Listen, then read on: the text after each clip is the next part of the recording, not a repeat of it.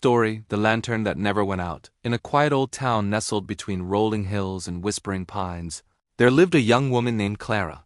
She worked in a small bookstore on the corner of Maple Street, a place filled with dusty shelves, faded covers, and stories waiting to be rediscovered.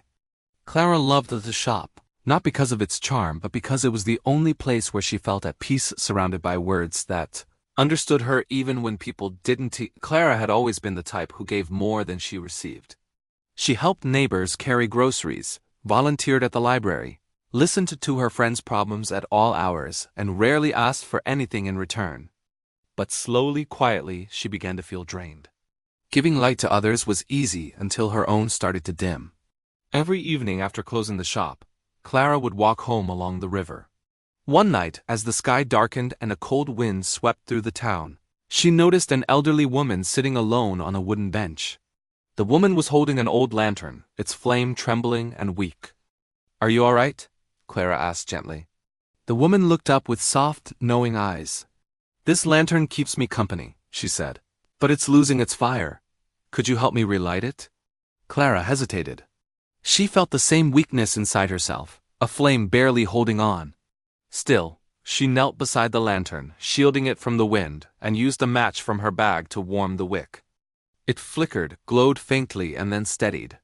The old woman smiled. "Thank you, dear." Not many people stopped to help.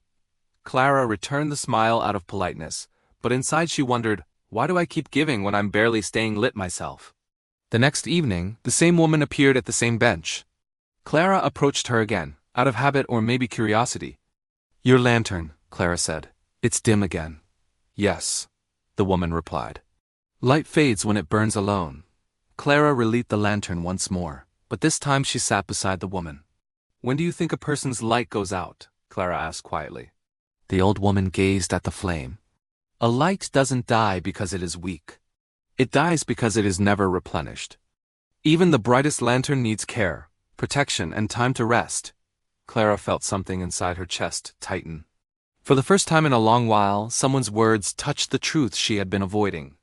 Over the following days, Clara found herself returning to the riverbench without thinking. Each time, the old woman was there, always with the lantern, always with a soft smile. They talked about life, about giving, about the burden of kindness that so few understood. At one point, Clara confessed, "I always try to help people. But lately I feel like I'm disappearing." The woman nodded. "Because you've mistaken giving for burning. You cannot pour from an empty lantern, child. Light is meant to be shared, not sacrificed." Those words stayed with Clara long after she walked home. One particularly stormy evening, Clara hurried to the bench, worried the old woman might be cold or alone. But the bench was empty. Only the lantern remained, its glass cracked, its flame barely alive. A note was tied around the handle. "You have spent your life relighting others. Now it is time to protect your own flame. Rest, Clara. You are allowed to." Clara clutched the lantern to her chest. For the first time she walked home slowly, not out of exhaustion, but with intention. She closed the bookstore early for the first time in her life. She brewed tea, wrapped herself in a blanket, and sat quietly with the lantern beside her, watching its warm glow dance gently across the walls. Over the next weeks, Clara made small changes. She said no when she needed rest. She let calls go unanswered when she was overwhelmed. She gave help only when she had the strength to. And slowly, she felt her light return, not a fierce flame, but a steady, peaceful glow. One spring morning, she brought the lantern back to the river. The bench was empty. The old woman had vanished as mysteriously as she had appeared. But Clara smiled, because she finally understood. Some people enter your life not to stay, but to remind you that your own light deserves to shine too. You can carry a lantern for the world, but you must never let it cost your flame.